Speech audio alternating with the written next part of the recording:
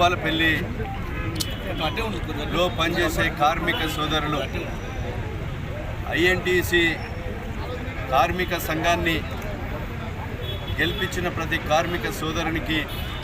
మనస్ఫూర్తిగా కాంగ్రెస్ పార్టీ తరఫున హృదయపూర్వక ధన్యవాదాలు, కృతజ్ఞతలు, నమస్కారాలు తెలియజేస్తా ఉన్నాం.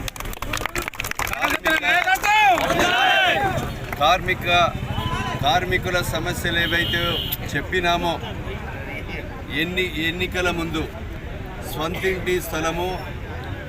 కార్మికులకు మితిలేని 20 లక్షల రూపాయలతో